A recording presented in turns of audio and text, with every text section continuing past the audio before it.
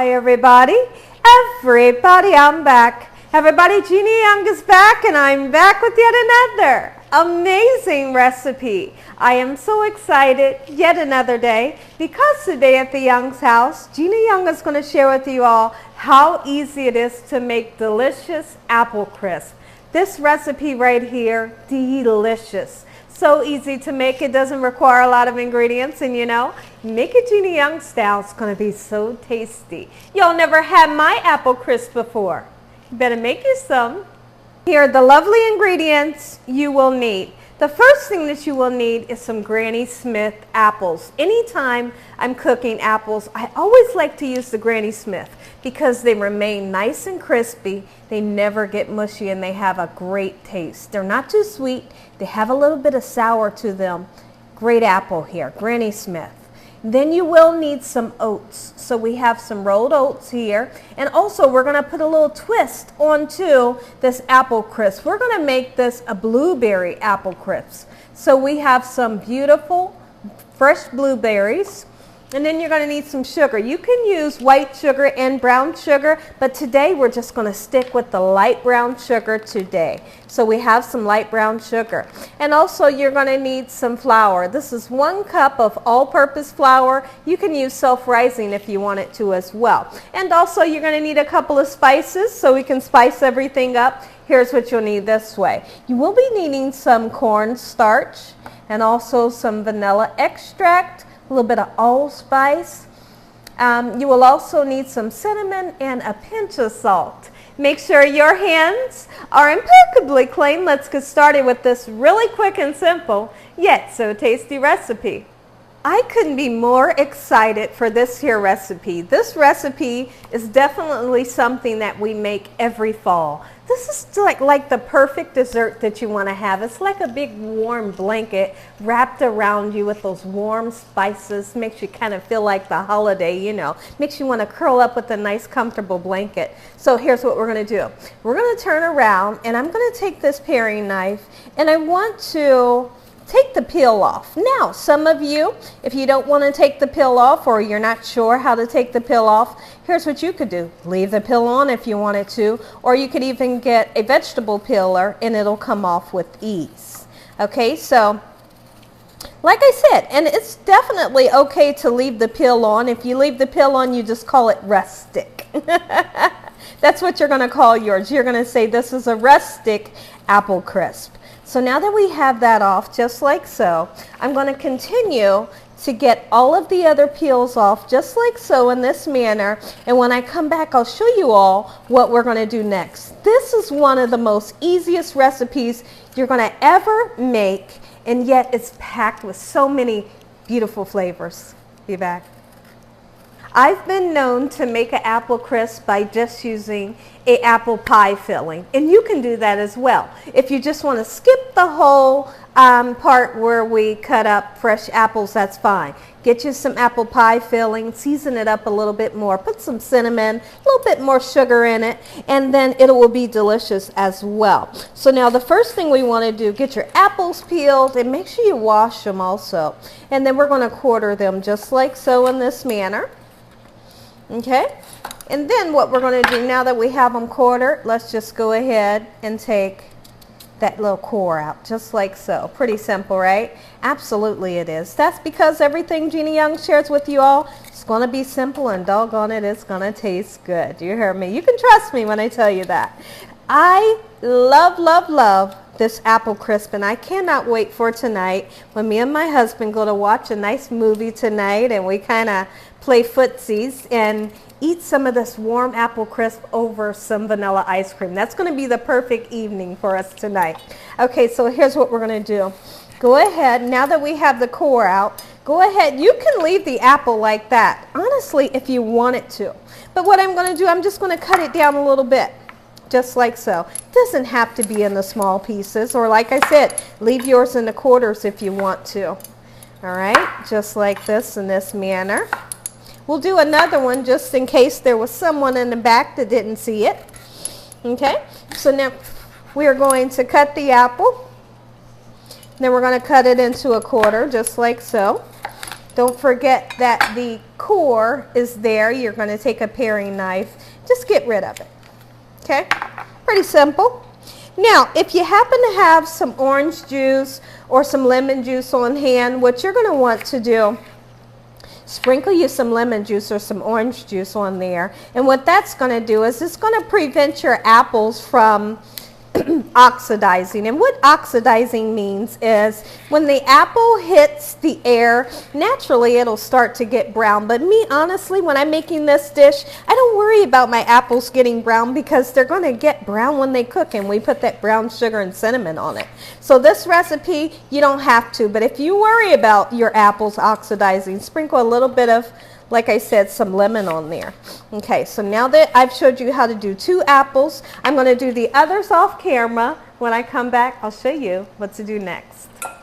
So here's what we're going to do today. I'm going to do something a little different. You don't have to, but you can if you want to. I think it's really exciting.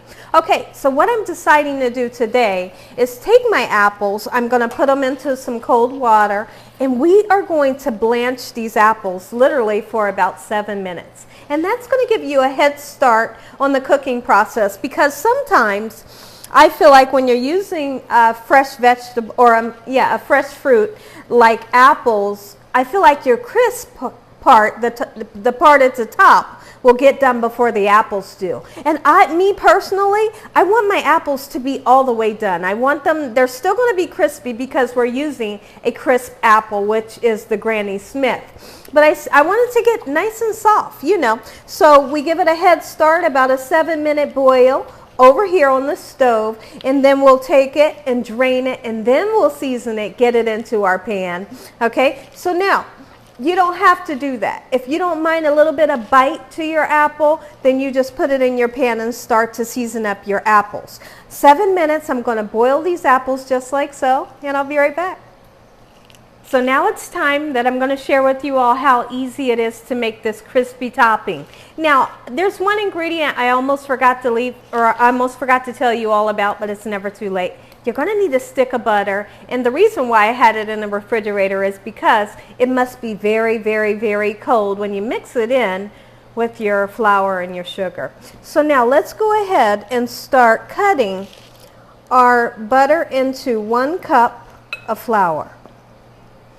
Okay, just all-purpose flour, and like I said, whatever kind of flour you have is just fine. We're going to use 1 whole stick.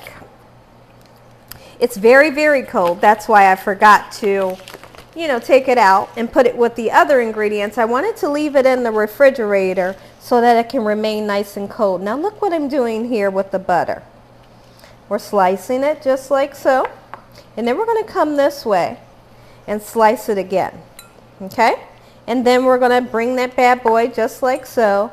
We're going to dice it up into dices. Okay, and we're going to evenly distribute it right into that 1 cup of flour. This is really interesting. And what we're going to do is we're going to make this into the crumble topping that you all love. Okay, and it's very important for you to take the flour, the sugar, and the butter and crumble it between your fingers, or you can use a pastry dough cutter, and you want to mix everything until everything looks like kind of like chunky wet sand, somewhat like that. And the last thing that we're going to do is we're going to be adding the oats. Okay, but not until we get our butter, our sugar, and our flour nice and mixed up. So now let's see, we can do this with the butter. Keep it nice and cold. So don't take it out until you're ready to use it. Don't take it out of the refrigerator. All right.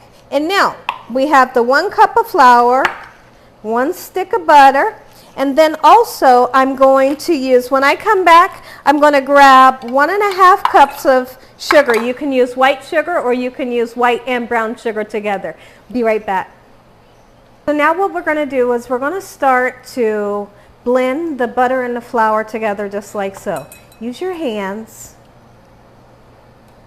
or like I said, use a pastry dough mixer or cutter, or you could even use 2 knives or forks.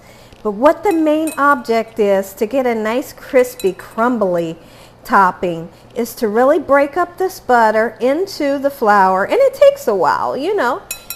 Get some aggression out. It feels really good. This flour and this butter together feels really great. Now once the butter is half the way mixed in, I'm going to go ahead and add the 1.5 cups of sugar. Like I said, you can use white or you can use white and brown. Just get it mixed in.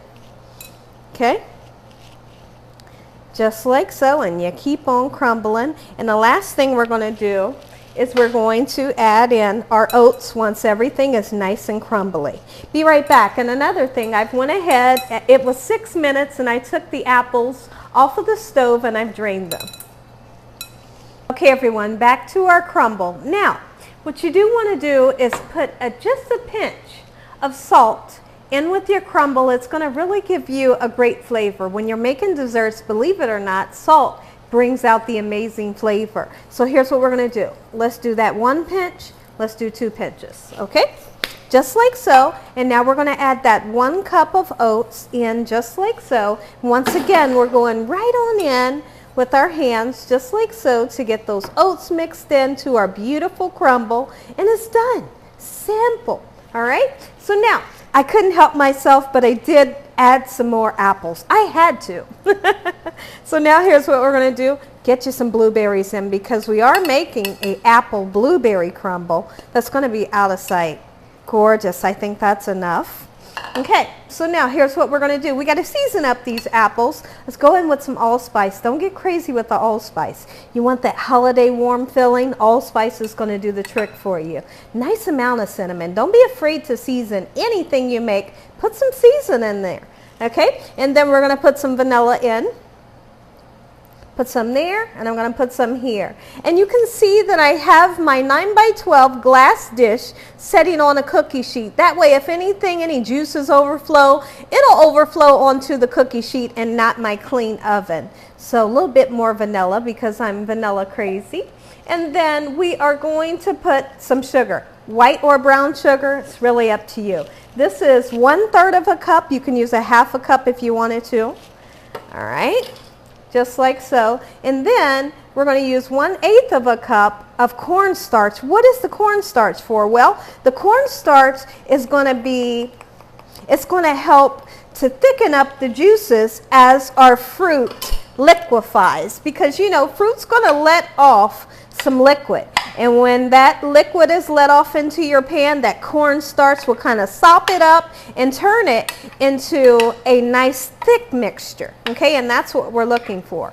Gorgeous. Look at that. And I do, let me see, I feel like I need a little bit more cornstarch over in this region. We're going to do just that, just like so. Give it a nice mixy mix. Beautiful. We got the sweet from the sugar. We got the cinnamon and the allspice and the cornstarch to thicken our juices up. So now it's time. Let's see, if you wanted to, you can pat your beautiful fruit down in this manner. You don't have to. All right. And now you put your crisp on. And you don't pack it in. That's one thing I don't want you to do. Don't put it on and then, you know, kind of level it. Don't do that. Just throw it on. Just like so. It's meant to be lumpy. Okay, I have my oven preheated, 350 degrees. We're going to cook this bad boy for around about 35 to 40 minutes until everything is hot and bubbly. And this beautiful top is going to get so gorgeous. It's going to be that perfect golden brown color that we all love. And when I come back, I'm going to say an amazing prayer. You all are going to get that first bite. 40 minutes in the oven. Take a look at this gorgeous apple blueberry crisp, Gina Young Style. Make you some. Now listen here. You want to let it set for at least in half an hour. The longer that it sets, it will get a little bit thicker. You don't want it to go splat onto your plate. When I come back, we're going to say a prayer, and you all are going to get to taste it. And look at the blueberries shining through. Oh, oh, and my house smells so good right now. Listen here, everybody. If you all enjoy this here video, give me a thumbs up. If you haven't subscribed, make sure you subscribe. Make sure you click on that notification bell. Look at that. so you can be notified every time Gina Young uploads one of these awesome recipes. Tell your family and friends and everyone you know. Tell the whole world about Gina Young, what I'm doing in this kitchen on a daily basis. Look at that. Woo! Let's say a really quick prayer, guys. Heavenly Father, Lord Jesus, we want to thank you once again for a beautiful day, your love, time, your mercy, and your understanding. Please, Lord, forgive us for our sins. Come into our hearts. We make you our Lord and Savior. Heavenly Father, once again, we thank you for the roof over our head, the food, the love, the peace and the joy you bring us every day.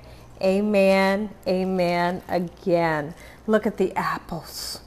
And look at what the blueberries have done. I know. And that's why I have a really big spoon here so that you all can, oh, you're going to taste it. Oh, you're going to taste it. Come on in. Look at that first bite. Yes. Oh, my goodness. The dogs are barking from the other room. You hear me? Go on, take a bite. Let me know what y'all think. Especially message me after you make this recipe. You're going to want to make this recipe just because. All right, look, you got to get that ice cream. And then we're going in for another hunk. Yes, come on. Woo! And as always, God bless you all. Thank you all for watching. Good night.